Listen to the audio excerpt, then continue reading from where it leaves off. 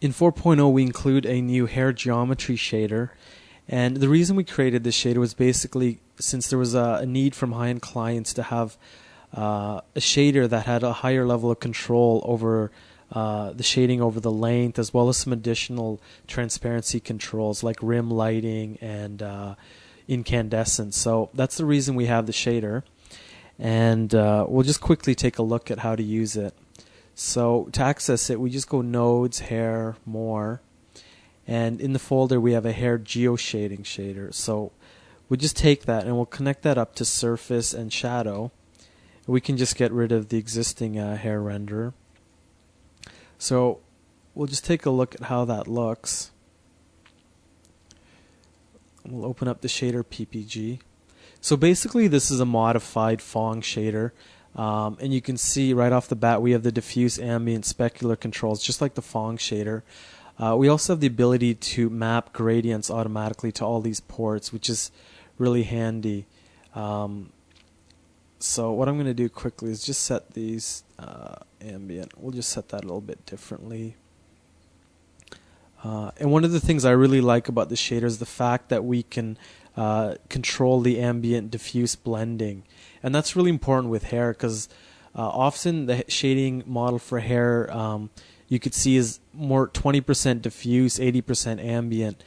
And the reason for that is hair doesn't really have a lot of diffuse color. It's mainly this ambient color that has specular highlights that kind of pull out the detail for the hair. So by modulating the blending here, we can actually drive the color more towards the ambient and get a flatter look. So I'm just going to do something like that.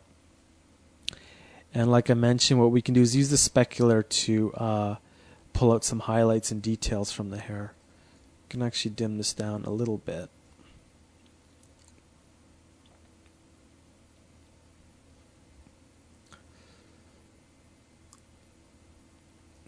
Let's actually go a little darker.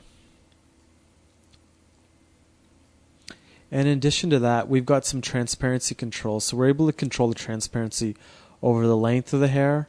So at the tip, we're very transparent to the root. And then we've got a cross-section transparency, which is really handy. So we can actually modulate the transparency from the center of the hair out to the edge. So you can see in this case, I'm making the hair a lot more narrow by adjusting the cross-section transparency.